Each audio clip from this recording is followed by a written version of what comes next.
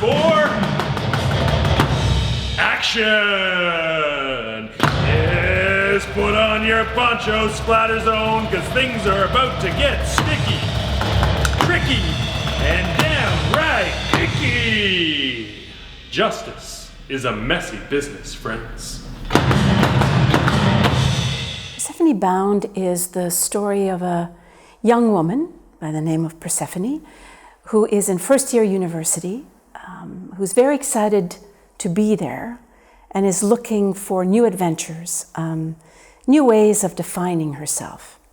She goes to a party the first week she's there and is assaulted. I wanted a fresh start, to reinvent myself. In high school, I always did what I was told.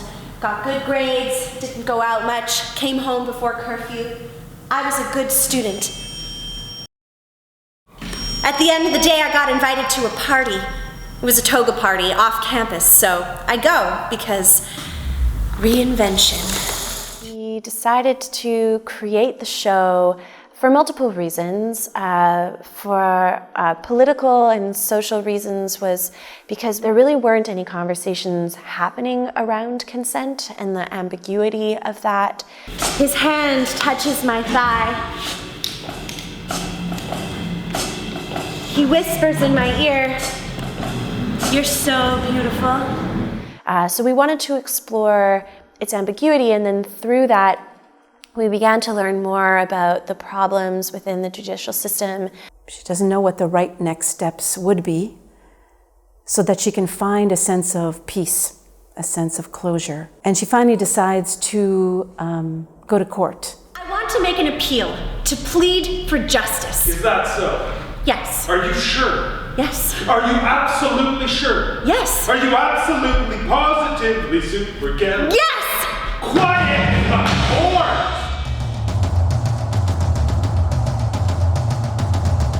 One of the interesting aspects of the show is the interdisciplinary nature of it. What we were really trying to achieve was a cohesiveness within all the disciplines, within the circus, within the live music, within the theater. It's something that we've really worked hard on into not having moments where I'm watching a circus move and then I'm hearing a story, but rather how is the movement supporting the words that are being spoken. When the audience watches it, it's like they feel Persephone's story. There's like a greater sense of empathy to Persephone's story because of the movement, because we're also registering what's happening in the body, in our own bodies, so that there becomes this sort of visceral, self-sensed experience as well. My name's Eric Nyland. I play Hades in the production. I'm the aerial puller for Leda, for Persephone.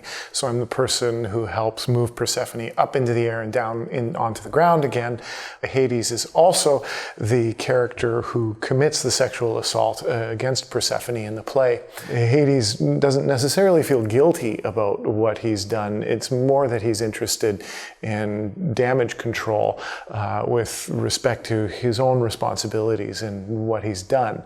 As the person who is both a puppet master and at the same time, I think, very frightened that he's losing control of the conversation and that he's losing control of the situation all at the same time. I think it's very important to keep talking about the issue of consent. Every experience is unique and therefore can't be labeled or defined in a very restrictive way, in a very neat way. We find that the conversation really deepens at the end of the show. We always try and couple the show with a talk back or a panel discussion, and we find that because the show is such a visceral experience, the audience is ready to go a little further to start that conversation from a deeper perspective. What we hope from the production is that we're creating a platform for people to have a conversation about the realities of what is sexual consent, what are the realities that survivors face when trying to come forward and tell their story, and then how do they find the courage within themselves to move forward after a traumatizing event like that.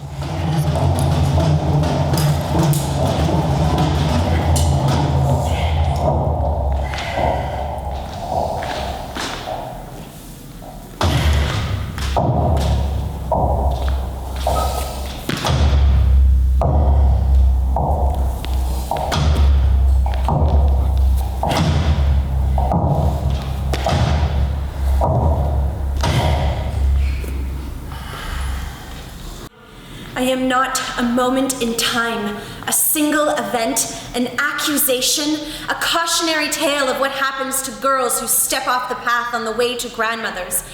I am a whole person,